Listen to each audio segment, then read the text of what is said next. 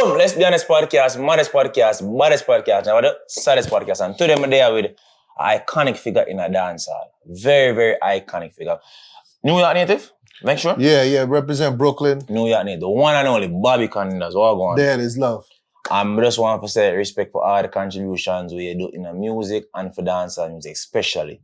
And we'll get into all of that because I feel like you're one of the man them where you put on for the culture so much, but we don't really hear your name like out there. Even though Hot 97, you know what I'm saying, for have somebody who is in tune with the culture on like a big, is nationally syndicated, right?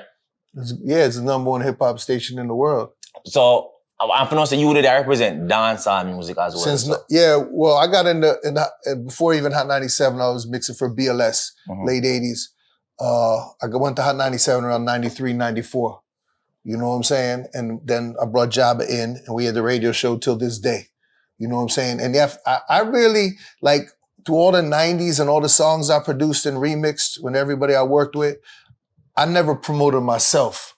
You know, I was just a background dude controlling the sound system, Master B Sound, the record label Master B, coming to Jamaica, had an apartment in Duane Park, you know, going to the studio, working at Junior Ray's, Black Scorpio, Anchor Studio, voicing songs from Half Pint in the early days with Nicodemus, Burro Banton, and connecting with Bounty Killer. And we had a #1 song in 94, 95, Suicide or Murder.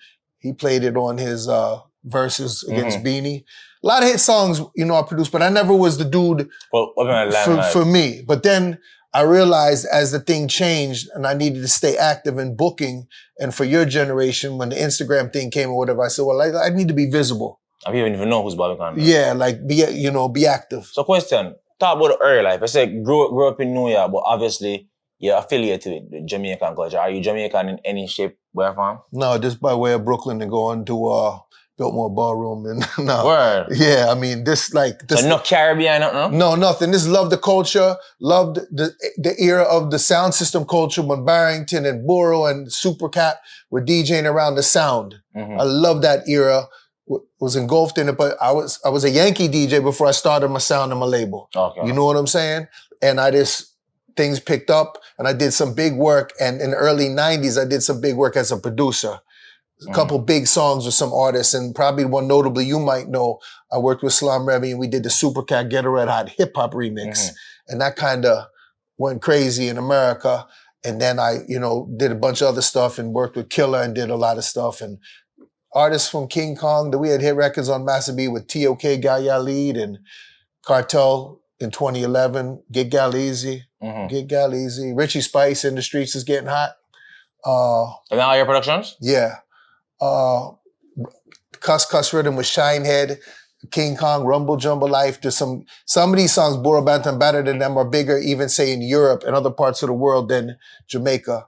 I realized, like, from early days in the 90s, I used to advertise in X News, promote the Hot 97 radio show, put the rhythms out, all the songs, so forth, so on. And then I just realized from my mixtapes and pressing the records in Jamaica and America, there's a whole world out there. You know what I'm saying? And so as my songs were going around the world, okay, maybe a Burro didn't play in Jamaica, but in Italy and Germany and France, his record sold as much as whoever the top artist was on the rhythm. Yeah. The foundation artist. And there's a fan base around the world that was just buying the records, and we were touring. Japan, everywhere. Till this day. Still go to Europe and all the festivals and everything. So question, would you say that like the average rapper, right, versus the average dancehall artist, the dancehall artist is bigger than the rapper in Europe? Because I know a couple rappers as well where they've never even went to Europe on a tour or anything. I think what the problem is with probably some American artists, they hit lotto with that one song, but they're not really that structured where they have the proper link to get the proper bookings. And I would think if they were that big, the booking agencies would come for them if there was requests. I think through the 90s and the early 2000s, there was a dancehall culture that for whatever reason, how dancehall sounded, the Steely and Clevie sound, the Dave Kelly sound, was global. And foreigners maybe didn't understand patois, but they could understand the rhythm and they could dance to it and have fun with it. You understand? And I think that dancehall culture has influenced so many genres off of it. Reggaeton is probably bigger now than dancehall. No, it is. It's no question. Exactly. With Bad Bunny, got 40 million monthly listeners on Spotify. J Balvin. Exactly. And all of them come up, their influences are dancehall. It literally has reggae in it. And the drum pattern, Gaia Good, or, Dembow, Hot This Year, Dirtsman, and the Bam Bam rhythm, it's all influenced from original dancehall. So, sorry, growing up in New York now, so you started as a Yankee DJ now, right? What was it like? A sound system? Was it Massive B all along? Well, no, I was playing music and I was kind of hot in the clubs. You know what I'm saying? From house music to a little bit of hip hop. And what made me kind of different was that I incorporated reggae and dancehall into my set, playing in some of the trendy clubs. And I'm more of a street guy. And not really into the politics and it's the corporate, fuckery or whatever. So I just kind of started my own thing and kind of eased out of that world. And some people say, why? You know what I'm saying? But the lane, I just loved the reggae and dancehall and just wanted to start my thing and see if it would work. So you were in the music for over 3 decades, basically. What can you say was a peak of dancehall in America, especially in New York City? I would say that's kind of really depending on how old you are. You know what I'm saying? No, but you see it though. Yeah, well, I still think, I think dancehall was doing so incredibly well mainstream-wise on hip-hop radio in the middle of the late 90s, right? To the early 2000s because there were so many records that were being played. Like this, for instance, Summer Jam was Hot 97's big hip-hop show. Yeah. You know what I'm saying? And back in 94, I carried a stack of 45s records. And I played at Summer Jam. And I said, yo, let me get a one set. And me and Jabba flattened that shit. The next day they called us, we need to do a reggae tip show, or like a reggae show or whatever. Oh, so that's how that came about. That shit started. Oh, okay. And so then, you guys are really the founders of that? Yeah. And then they did it at Hammerstein Ballroom. What's that, about 5,000 seat arena, I think? And it would sell off every year. Elephant Man, Bounty Killer, everybody. It was crazy. And then the link up with Jabba. How that happened? I met him in the Bronx in the early 90s, and I was supposed to clash some guy. Jabba was just there. He was a teenager, and I'm a little older than him, maybe a lot more. But but I just met him, and I just liked his energy, and I told him I was starting my thing, the sound, and I need an MC because back in the early 90s, you could get away with the Yankee talk now maybe in dancehall. But they say you couldn't do it. Back then, hell no. Hell no. There was linen suits, Clark's, Wallabies, and everything. You know what I'm saying? So we built. You know what I'm saying? And son, we had growing pains, but son grew. And like anything, you have to let people fly. Like I had an opportunity. I took it. A man named Fred Buggs gave me an opportunity at WBLS before Hot. And then Flex linked me to come to Hot and so forth. You have to, you fly. So when you bring younger people around, you got to let them fly. So he was the main MC for the sound. Other dudes wanted to holler at me that played on yard sounds that lived in New York. But I just said, you know what? Take to this dude. Let's build something. And here it is 30 years later, we're still rocking. We had other people on the sound now, whereas like a lot of times he'll go with the next youth, mix it for him. And I got other MC, the guy named Lando Hype from Portmore. He works with me now. But prior to Lando, I had Major Hype working for me. Major Hype was on Massive B? For 5 years. Word. I know him to play a song. I didn't want him to sit up on Massive B. No, man. Me and Major been to Italy, Europe, Japan. You want to travel and laugh? Travel with fucking Major, son. Word. That's my G from Brooklyn. You know what I'm saying? No, I'm never listening to I'm saying no major talent. I can play instruments. No, he's incredible. But I never know him to on Massive B. Nah, man, he played Libra Love Sound before that. A lot of the round robin dances in Brooklyn and other sounds. But now he played on the sound for 5 years.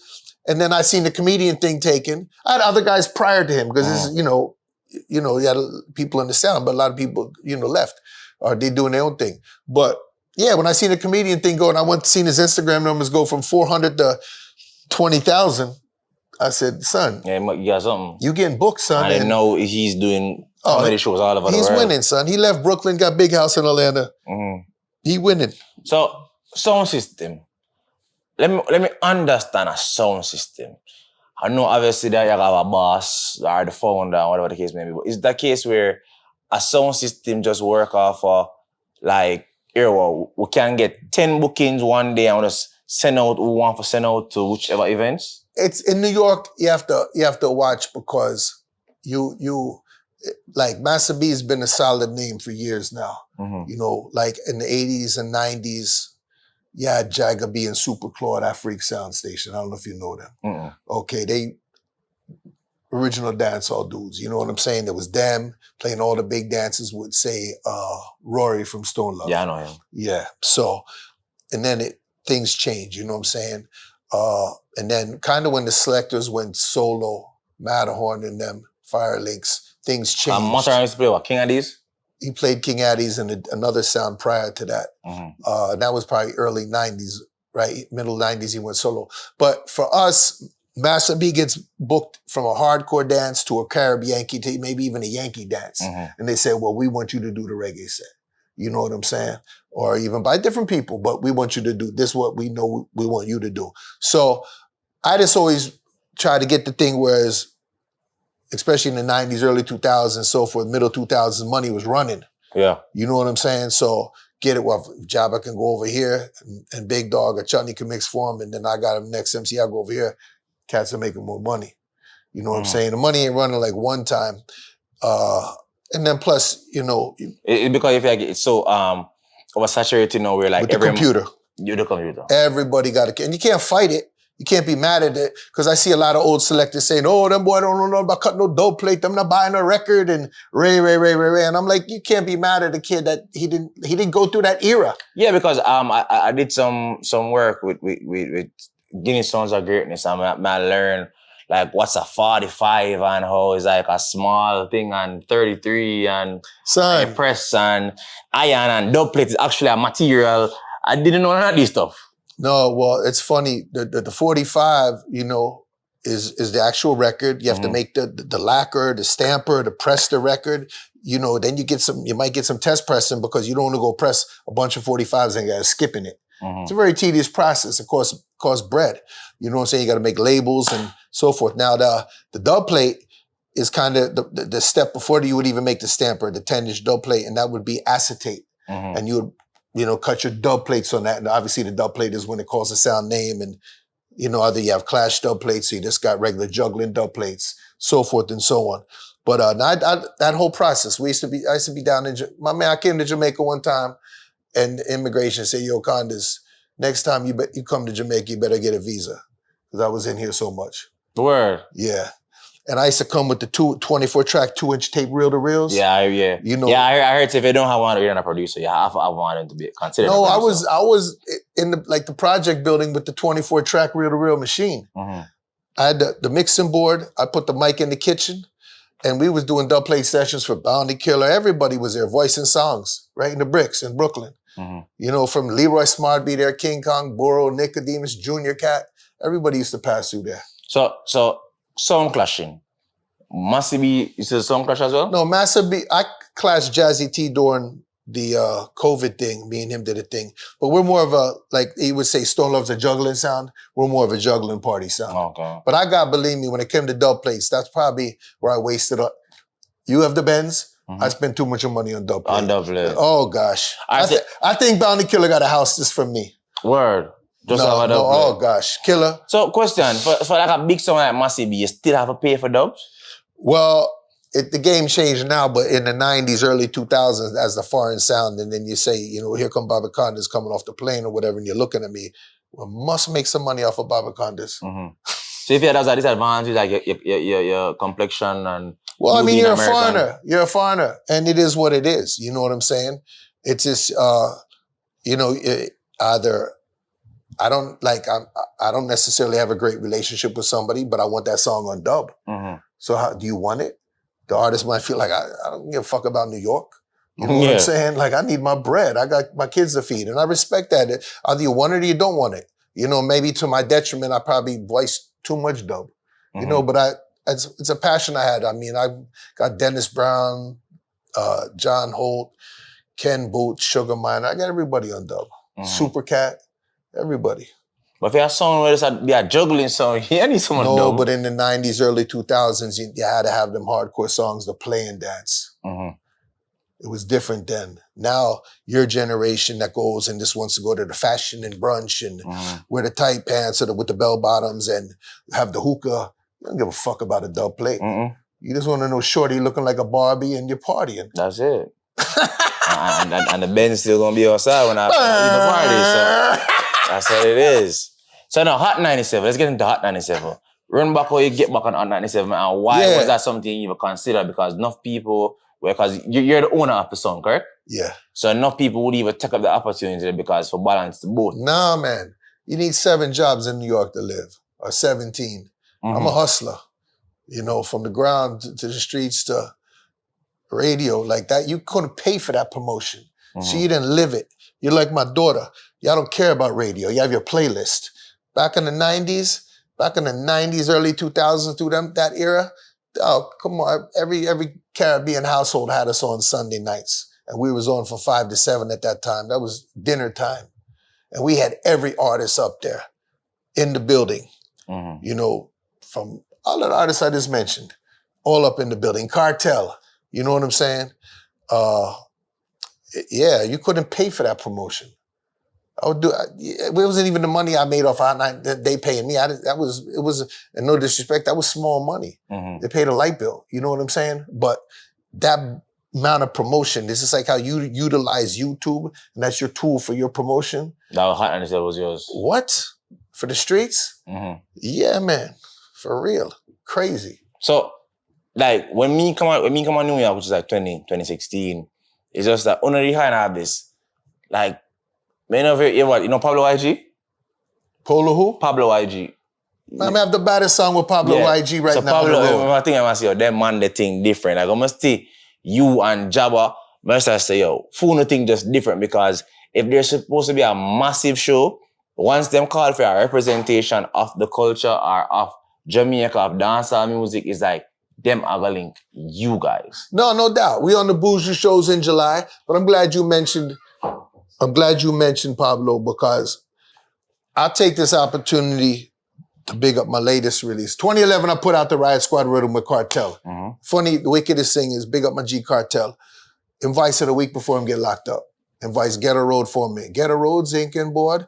And then say, yo, Bobby, boom, you're my G. I'll send you a gal song. Get gal easy, fuck them easy, and follow me on Twitter, boom, boom. Dance all young boy rhythm for that time. Gone. Song's gone. Other songs on the rhythm, but they were the biggest. So everyone's bringing back rhythms, and I see Russian bringing back and da-da-da-da, you know what I'm saying? And I'm just trying to stay like relevant in the producer game. So let me bring back the rhythm. So I'm link YG, them come check me in New York. That's Pablo's manager. Him advice the thing on the rhythm, and it just released the other day. We did the video. YGF. Huh? His manager, YGF. Yeah. And we device the song, we'll get it mixed. Just did the video in New York, waiting for the final letters. And his song's called Turn Up the Club. And I'm out here campaigning the song in the streets. And I have Najee Boy in the rhythm, Iwater, Cyclone and Sprague in combination, and Naj. But instead of doing a rhythm compilation, I know how difficult it is to get people into songs. And you put a compilation out, you just lose 4 songs because they only play one if you're lucky. You know, and as a foreign producer, it's very difficult to get your things played sometimes. Out here? Everywhere. So in terms of like on the streets or on the radio? Yeah, you got to be active. You got to be hollering at cats. You got to be dealing with business. Okay. So you feel like that kind of mash up the business in a sense? No, because that's been going on forever from American radio. You know, from 60s, 70s, business is business. Either you're going to deal with it or it is what it is. I feel it. Back to New York for a quick second. Which dancer artist you feel like was the biggest artist to ever reign in New York? Wow. I know, like... You really want some old people to be mad at me. Nah, I just want to know because... Well, let me see, like, the different eras. I mean, you know, Supercat had great success. You know, let's just say, we're going to pick up from the 90s, right? Supercat had great success. Obviously, Ninja Man was dope, but Supercat had great success because he had a lot of hit records in that era. You know, Bounty Killer had great success. Beanie Man had great success. You know, of course, Buju Banton. You know what I'm saying? You know, through the 90s, you know what I'm saying? You know, then you had Sprague and Capleton there. So all of them, I mean, but who had the biggest success? It's hard to tell because the biggest record sellers are Shaggy and Sean Paul. So, like, I don't really follow sometimes record sales. You're more an impact. Yeah, and I'm more of a hardcore dancehall reggae DJ. So I don't really, like, especially in this time of 2024, I don't follow how many views and streams you get a lot of times because I know they can be bought. You understand what I'm saying? And people are doing it, and then the people that are connected with, say, a label can even do it better because they have bigger income to spend and get the fake views and the fake streams. It don't necessarily mean the song is really popping in the streets. It's creating the illusion that it is, and I guess that's where they are now. I mean, back in the day, I mean, they found a warehouse, supposedly. Yeah, StreamYard. No, not even that. I'm talking about Mariah Carey's era. They found 3 million, 4 million CDs. What they were purchased, supposedly. So that's when they started having a barcode on the CDs. Yeah. So give the illusion that, oh, she sold 3 million or 4 million. You know what I'm saying? So there are always ways of, they're gonna. Because I'm a numbers guy, you know. I'm a numbers guy, and the more and more, like, more reason with the people that been in the industry for a taller time is like, it really just said numbers is not that much. And then when you look upon like an artist like Burna Boy, who can do a stadium, right? And he sells 20,000 first week in America, but can do a stadium in America. And you look at let's say, a Rod Wave or a Little Baby, who's kind of struggling right now to sell out an arena. So I don't think a lot of them rappers could sell out arenas. Yes, I'm just saying, it goes the way you said, like the numbers, you can't really look at the numbers. They're like, and the illusion is, oh, I'm independent, but it's really a subsidiary of a major label. You know what I'm saying? And they know how to finesse the numbers to make it look good for them. And the game is really fucked up because I've been in the game from the streets of pressing the record in Jamaica, pressing it in Pennsylvania, putting it in the back of my fucking Pathfinder, walking to the receipt book, putting my gun underneath the fucking car seat and going on the streets and collecting money and going to every mom and pop shop fucking to get my paper and then sending it around the world. It's a different era now, but it's so very difficult because yes, you can create the fake numbers, but you're not going to get them monetized. If you're really getting the fake numbers. Just getting the look. Because you can get them people in Bangladesh or whatever to give you them fucking numbers and it's giving you the look, like you said, but you're not monetizing it and shit. But, you know, and then the other part is, it's like playlisting. You need playlisting, but it's so difficult to get playlisting because the top playlist, like, I don't understand, like, I've been in the game, but I'm saying, why are we dealing with a site that controls the biggest revenue and it's in Switzerland or Sweden, Spotify? You understand what I'm saying? Sweden. And the person that controls the playlist, we can't even find this motherfucker. The top playlist. You understand what I'm saying? I mean, your guy controls a playlist, Ebro. No, that's Apple Music. Yeah, it's still a playlist though. Yeah, a playlist, but that's a hip hop playlist. You need to be connected. Like fam, like I said, back in the day, I knew which best record stores to go to who could sell my records in the streets, in the hood. And go to Moody's in the Bronx, Superpower, boom, Barry U on Church Avenue, Nostrand Avenue, Ethiopian Tea. I knew, you understand what I'm saying? I know where to drop things.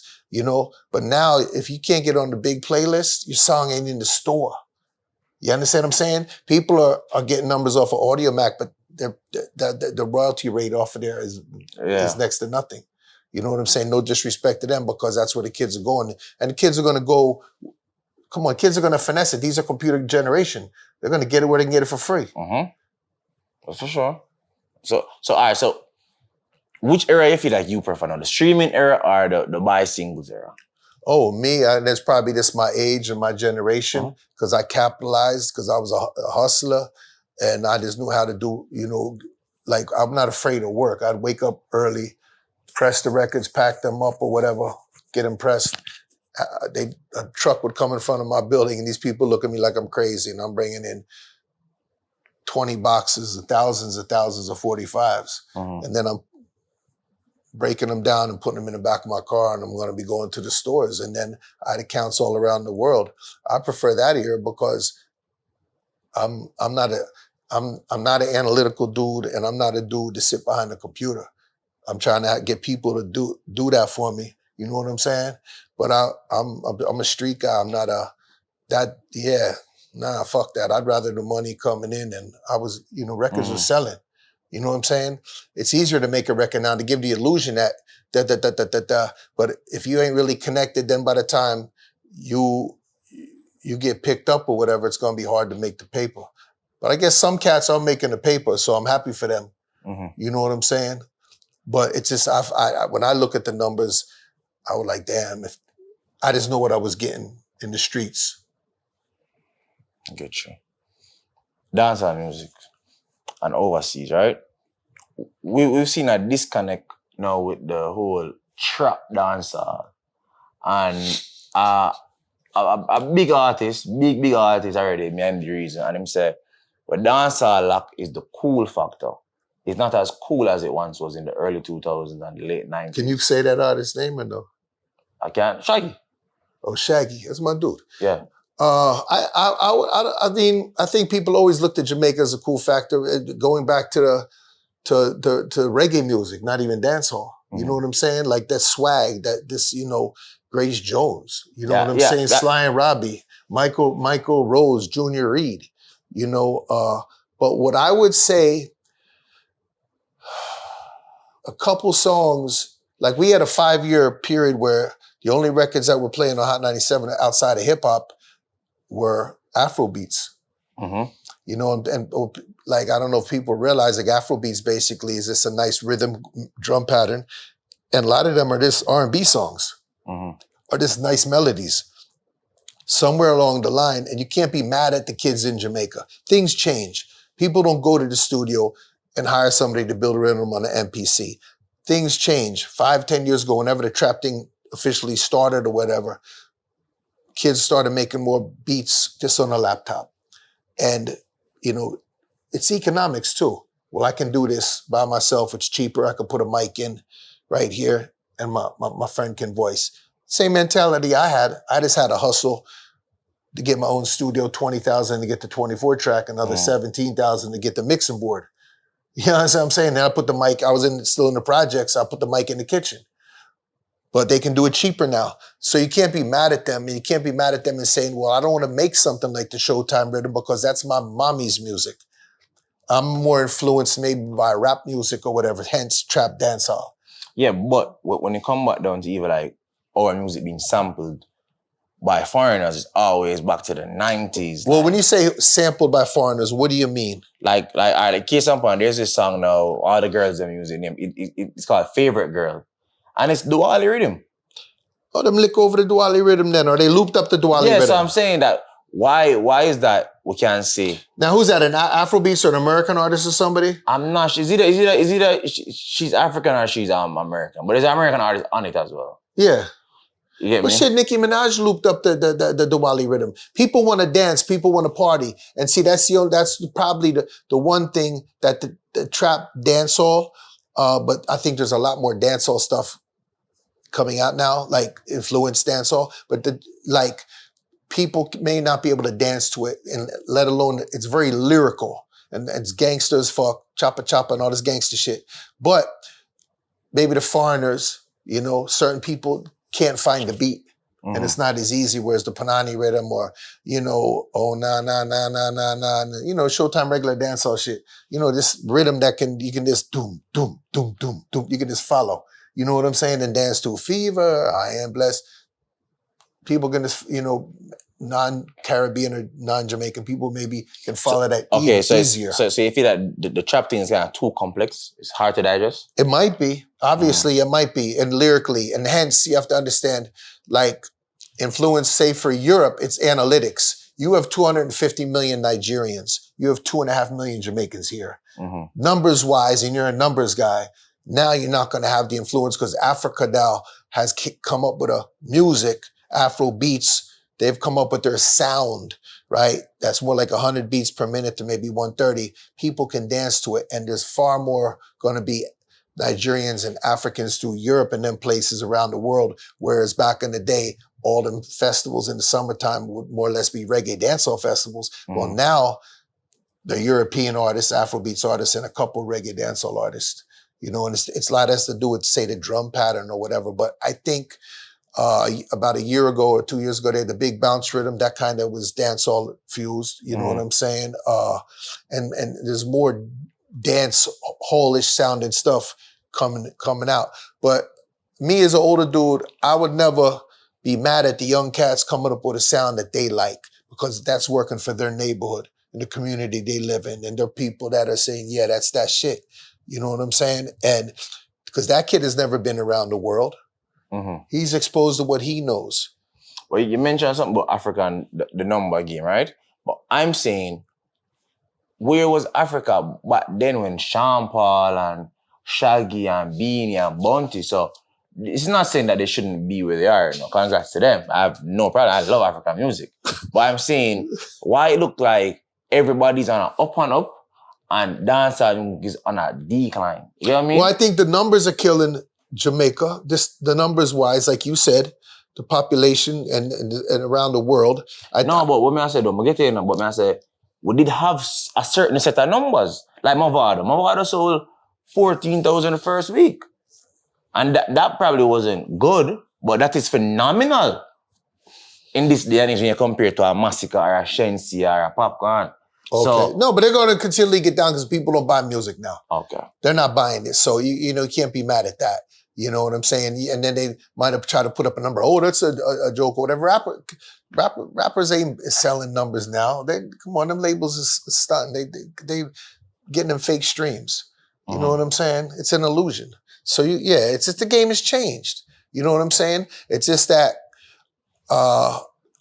there's Afrobeats has found a lane and they got money behind it. And you can promote, and you need money behind it if you're going to promote on TikTok and these platforms.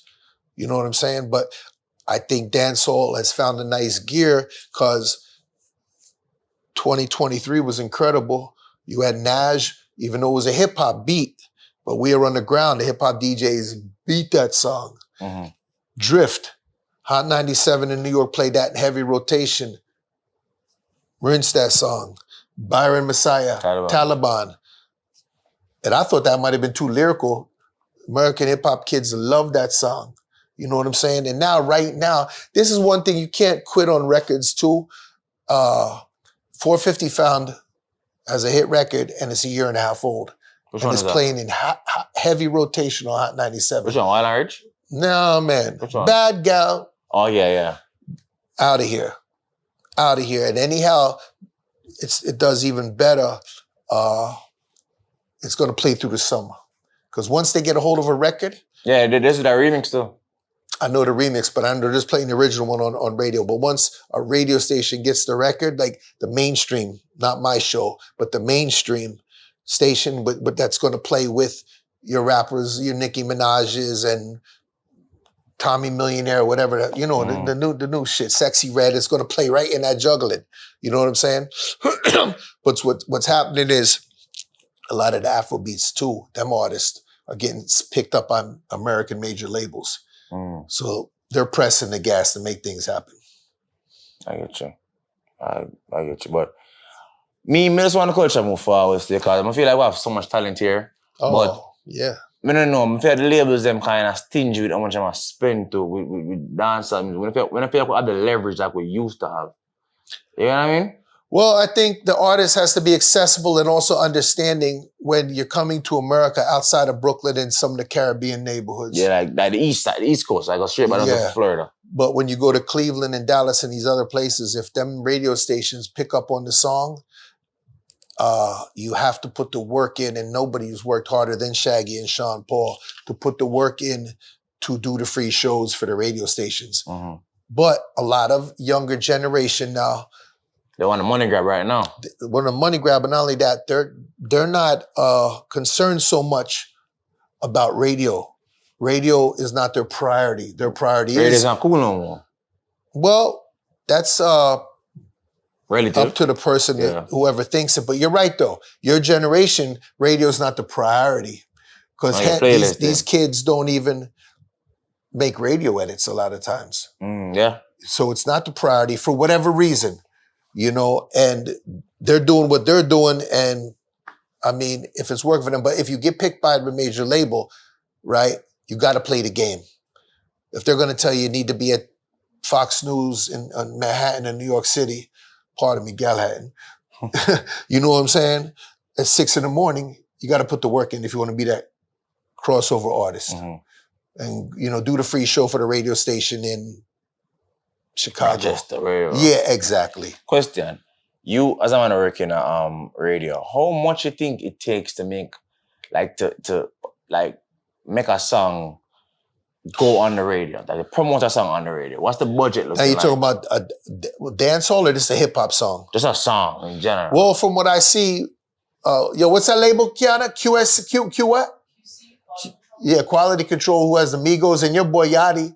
They say what's his name? Coach? Yeah, Coach K. Coach K said 250,000.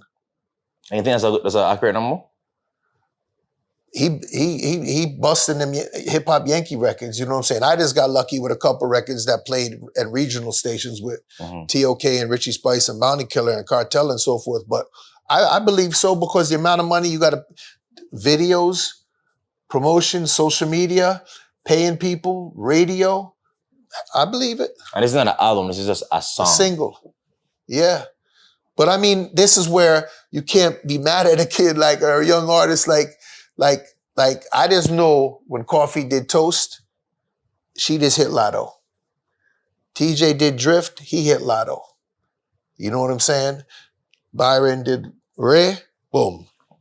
He hit Lotto because once it organically steamrolls, sometimes it gets a bigger life of its own than when the money's behind it. If there is money behind it or if there isn't, you know what I'm saying? It just rolls.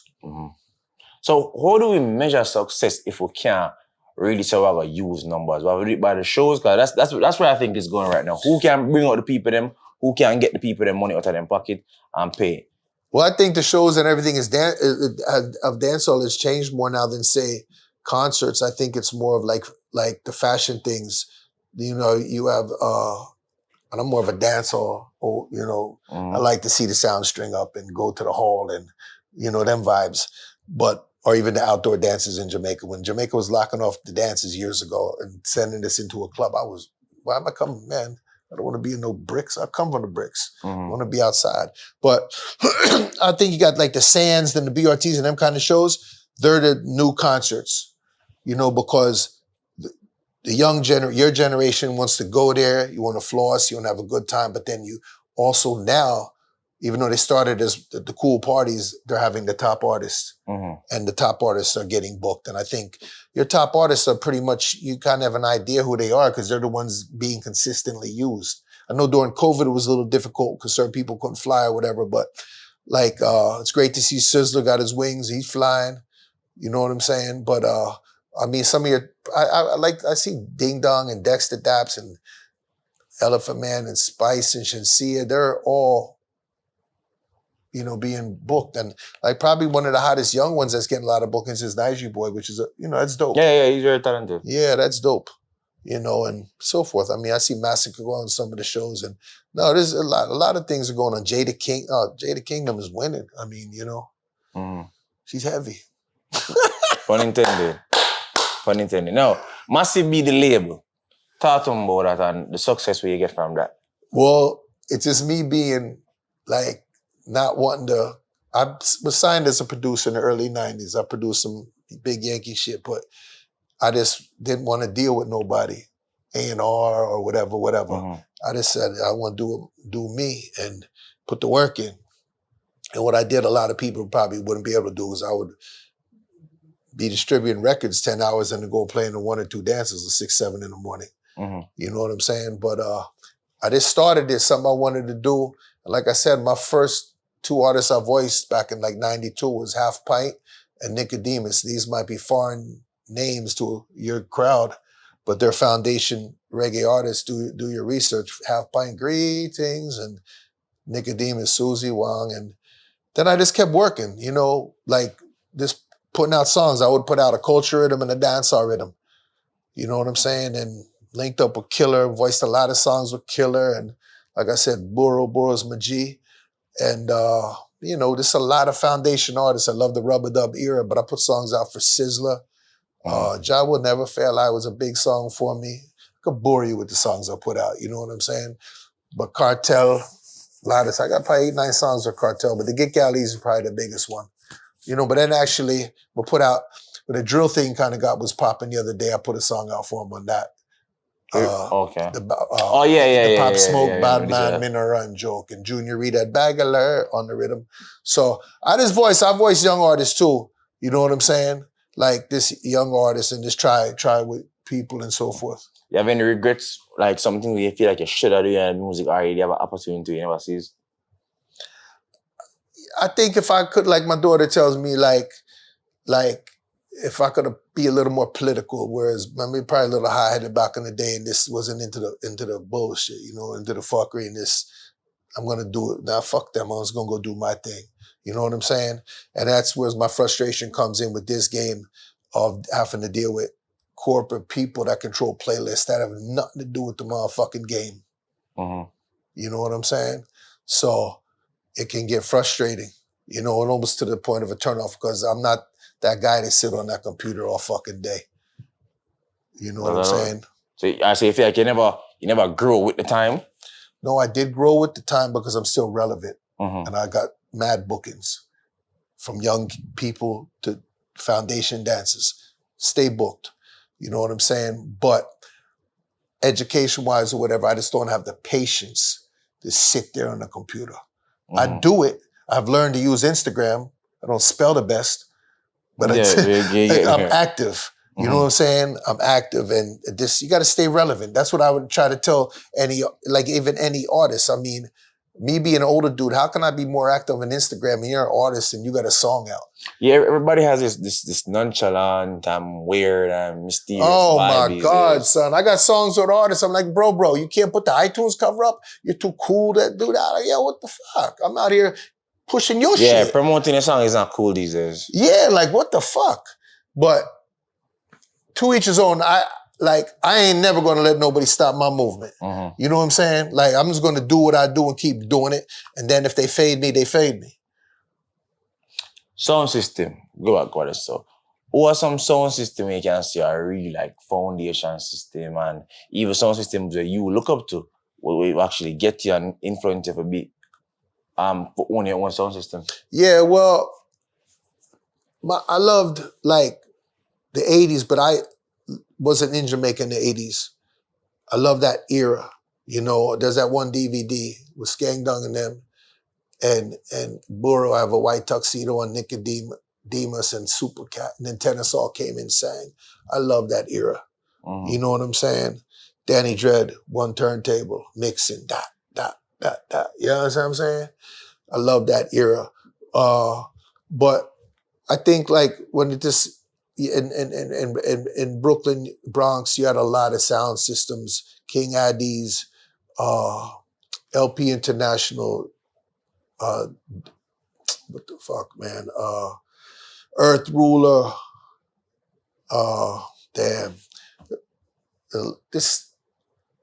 I liked it when the big box would string up, you know. I had a sound. I never really put it out so much because I always focused more on my production and we just go play on sounds. But I got a big sound system. I got a truck, the whole fucking nine. You know what I'm saying? I used to love to come to Jamaica and go to House of Leo and see Stone Love and Rory go, right. It was Glamour Wayne and, you know, Gemini sound. Or is Ernest still no more?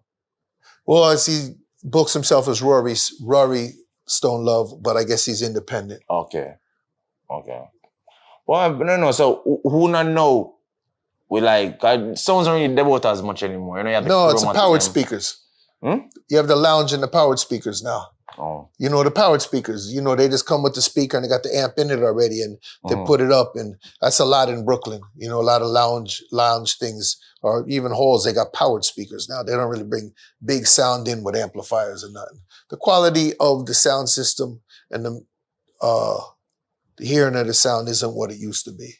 It's worse? It's just not as good. Mm-hmm. But I mean, technology upgrade, nobody don't have time to have some big sound system right now for string. Nobody don't have time. There's a 3-party I keep in one venue at one time. So I guess no, the cats is hustling, but they also the computers kind of help devalue the sound system and the DJ, the selector, because it's like there's a million cats now with a laptop, and then promoters are nickel diamond. You know what I'm saying? So yeah, I mean, hire so he'll work off a money pull up. You understand money what I'm saying? pull up. You think that kill the vibes in our party? Well, you have to know how to manage it. Well, as a selector, you should know how to manage it, but you can't be mad at a kid that's just trying to make bread either. I look at both sides of it, right? If that's the only way he can get his bread and he's trying to build and get his name and make some bread, I understand that. You know what I'm saying? But certain dances aren't money pull-up dances. They're different dances. So you got to know how to monitor it or whatever. And then, even if you're playing in them hardcore dances, sometimes, if you're juggling proper, you may not get the most money pull-up, but you're getting the bookings. It's a long-term thing. I mean, I've been doing this now over 30 years. So to me, it's life. You never get tiring? Like I said, I don't time put this down and probably go a different route in the music. Nah, fuck no. I ain't trying to retire. I ain't going to Home Depot to work. I don't want no regular shit. You know what I'm saying? Nah, I love music. I love it until I'm out of it. You know what I'm saying? Nah, I love music. Love producing music. Love putting out music. Love working with people. Love the culture. I mean, I love going, if I come to Jamaica, Uptown Mondays, boom, boom, Harry Hype and them. And I know Whitty that runs Uptown Mondays used to have a record store in Brooklyn on Utica Avenue in the 80s. You know what I'm saying? Before that with you? Yeah. Word. I know him from them time. And then, going to the dances. I mean, yeah, I was upset at Rain Wednesday. I couldn't go to Weddy Weddy. I mean, I could have went, but you know what I'm saying? I wasn't. That rain. That rain. Sound. Real rain. So, what's next for Bobby Konders? What the next project then? This the Riot Squad 24 rhythm. That's how the Get Gallies rhythm. Yes. Cartel, yeah. And dropping these songs throughout the summer. I got Nash dropping July 3rd, then I got the Cyclone Sprague dropping, then I got the Eyewater dropping, and then the Naiju Boy. And then I might bring back the Truth and Rights rhythm. I released that in 2004. Richie Spice, In the Streets is Getting Hot. You So Cold. So I might reggae. Gotta bring up that. Why wouldn't I do much reggae? Is it that reggae is too expensive to produce? No, I don't think so. But I think it might be a little more difficult musically. But I think what happened is the younger generation in Jamaica, this may not be as cool, because then some of your top reggae artists are still kind of doing / reggae hip hop or whatever, or their interpretation. Romain Virgo is doing well, Christopher Martin. But when you look at a song like Praise Jah in the Mood, it's a massive song. You're talking about Sizzler. The YG Marley. Oh. So when you see, I think that would even motivate some people. I think the movie dropped. The name Marley, YG Marley, Lauryn Hill's the mommy, Rowan Marley's the daddy. I think everything aligned. But that song stars aligned. But that song started before the movie. It was on TikTok. No, I know, and it went viral on TikTok, and it disconnected. However, whatever, it's bigger than me, and I was glad it connected. And that shit, I apologize. That was in that's in heavy rotation at Hot 97. That song is playing. I brought it to their attention in the music meeting, and that is playing. And I didn't have to sell it because they just checked the numbers. You know what I'm saying? I told them about, like I said, this Bad Gal song is something I think y'all could play in rotation because they like to have a reggae record or a dancehall record in rotation.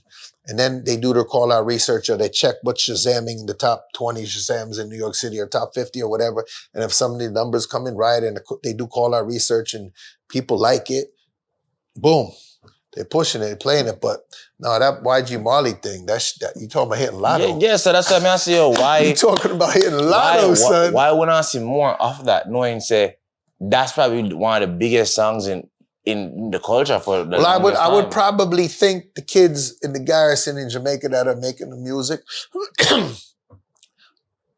are not looking at that form of the culture. They're looking at their sound and the sound of the young Jamaica. And that's what they're working with right now. Yeah. And they're not necessarily saying, I'm thinking of Germany booking me. I'm just thinking my shit is hot in Kingston and try to get a flight to Miami or New York and get a bookings and eat a food. Yeah, but we'll have to change that though. Yeah, but it's hard. At what point do we have to move? We're gonna remove the bar there. But it's hard for us to say it have to change because you're trying to reason and tell a kid there's something bigger out there that he hasn't even reached that stage yet. You have to start somewhere. You know what I'm saying? And this is where it might be. I don't necessarily think when Steely and Clevie built the Panani rhythm, they were thinking that this is going to go global. I just think they said, yeah, this is what it is right here, and Jamaica's going to love it. Same as when Dave Kelly did the Pepper Seed or Showtime or Arab Rhythm. I don't necessarily think he was thinking that this is for the world. I do it for this. It became mass appealing. And the culture was accepted globally. And years later, looking back, well, why was it accepted? If the people can't understand patois, they could dance to it. You think that's the next thing too? The context of the music and the language barrier. I don't think none of the above really matters when it comes down to music because I listen to reggaeton and I cannot speak Spanish. Like I just know Spanish names like Sergio or Julio. Yeah. Jose, Uno Dos Tres. Not much shit. No, but the melody there. And it don't hurt if Juanita's dancing to it. Right? I heard that all. so that means I feel like because when you look upon what about context, Taliban should be what it is. You wouldn't think so, but for whatever reason, and maybe the way he performed the lyrics in more of a slower style. So the context is not an issue then. Well, like, wop, wop, wop. That song is very dark. Oh, that did very well too. That's another song. Skilly Bang did very well last year. My apologies, Skilly Bang. He did very well with the crocodile teeth and so forth. The kids like it. They just got to get exposed to it. And then some things just organically connect. You know what I'm saying? And the older generation might be like, the fuck is that? But that's just like people that grew up on KRS-One or Jay-Z or Biggie Smalls listening to, oh, that's mumble rap. That shit's whack. But the 16-year-old love it because the 19-year-old made it for the 16-year-old. He didn't make it for your moms. Did not make it for your moms. No. This may need your take on the producer versus artist thing, whereas the splits them wrong. You pay for your song, the song end up blow up, then you hear, oh yo, this have 100 million stream, I deserve more money. Like, what's your take on that, knowing that you're a producer? Like, how you try to make sure say there's no conflict because it's a good business and everybody else. Well, I come from an era where I would just talk to the artist before the advice and give them the money. You know, and there's no I'm pressing up the record, I'm gonna promote it and spend money. You know what I'm saying? So I never really had no issues. Now we're living in a time that's different where people kind of want paperwork. So I think you gotta be upfront with the person. Then if they're coming to you and they say, well, okay, I'm gonna spend $2,500 on the video. Now, am I gonna be able to recoup that off the top? I'm talking about $2,500 US. Now I gotta go spend another $1,000 on the street to get it bubbling. Then maybe I need to spend some advertising on social media, this, that, and the other. Are you gonna go half and half with me on that? If not, then I gotta be able to recoup that. Majority of the time, it's hard to recoup that. You know what I'm saying? Now, like you say, you hit lotto and the song goes crazy. Well, then it'd be good to, before it gets crazy and you give the song to somebody to put out, have the conversation. Have the conversation and just understand that when it gets submitted, you know what your slice of the cake is. Makes sense.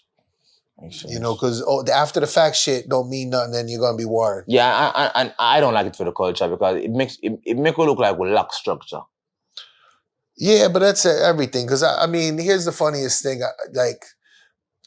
Like people say, oh, this, that, and the other. Jamaican people, I hear Jamaicans say this all the time, and I'm like, I'm predominantly around Caribbean people and Black Americans and Jamaican people most of the time. But the same thing that happens in Jamaican culture happens with the white people, and nobody's done more fuckery to the world than white people.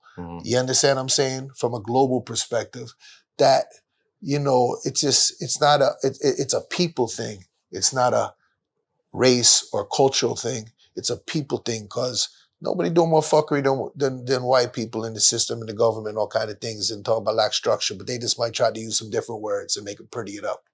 Get you. The final question, this is a question for myself, right? As a man that tour the world, as a man exposed to all superstars, genres, you name it, who is the bigger act? Michael Jackson or Bob Marley? Wow. Worldwide. Well, to me, I would say Bob Marley. Okay. Because I'm a reggae man, a dancehall man. So you think Bob Marley is the biggest artist ever? I don't give a fuck if people in France are fainting for Michael Jackson. I think music with a message and the cultural message that he created, even though Michael did black and white and this, that, and the other. Yeah, man. You understand what I'm saying? But listen, Michael had the motherfucking machine of machines behind him. Okay. Bob Marley, you know what I'm saying, was on an independent label. And I don't really know Chris Blackwell? No, I know Chris Blackwell. I mean, I know of him. But I'm saying is, I don't know the type of machine he put behind Marley. He ain't no Sony, though. Exactly. Didn't have Quincy Jones, and like, believe me, that was mega dollars was behind Michael Jackson. So, come on, that's an icon. But I'm saying for me personally, you know what I'm saying? And yeah, but I get you though, but you can't blame a man for his tools. I mean, if you have not access to it, but you you're have asking me who's like personally, who do I like? No, better? not personally. Okay, No, I'm saying overall. bigger? If you for say, well, in the festivals I go to is Marley, because we play reggae music. No one plays Michael Jackson. But I guess who sold more records? I mean, you're the numbers guy. I'm sure you know. Michael. Well, there it is then. There's your answer. Okay. You know what I'm saying? But me personally, no. Then I would say. I mean, me personally, I listen to Bob Marley more than Michael Jackson for sure. But at the same time, I just feel like Michael Jackson is the only mega star the world has ever seen. Like, you have superstar, but he's a mega star. No, granted, but here's one for you, since you want to ask. Let me ask you a question. You was a Jamaican youth, right? A young man that grew in Jamaica. Who's bigger to you than Bob Marley or Dennis Brown? Who's bigger to me? Yeah. Bob. Oh, okay. But you go to some circles with older Jamaicans. They're going to say Dennis. They might say Dennis. So it's perspective then. There it is. I feel that. Well, I'm going to say, man, I ask, I want to know. I appreciate the love, bro. When I ask the question, most people tell me, say, yo, you have to really go into the world and you see how big Bob Marley is. I know he's big, you know. But you got to understand, when I'm going around the world, I'm going as a visitor, as a DJ, as a selector. So I'm going places where they got Bob Marley on a God level. You know what I'm saying? They're going to rate and love Michael Jackson people, but where I'm going, they're not playing him. You know what I'm saying? Like, I played in Belgium one time in a tent with 5,000 people, and this sound had the beach balls going, and they were fucking the place up. And I just came on with a Bob Marley, and then fucking forgot with all of that. Crazy. Where can I find him? Oh, man, find me on the gram, IG, Bobby Konders, Konders. You already know, big up my G, Real Jabba. Big up Boro, the whole squad. And yeah, this Bobby Konders, Massive B. You already know, Hot 97, Sunday nights, New York City. You already know what it is. We outside Fire Sundays, Brooklyn, 1007 Utica Avenue, the heart of Brooklyn. Every Sunday, Fire Sundays, the longest running party in Brooklyn. Don't let them trick you. Long time I know about it, man. Love, family. Respect. I appreciate it. Let's be honest, we're gone.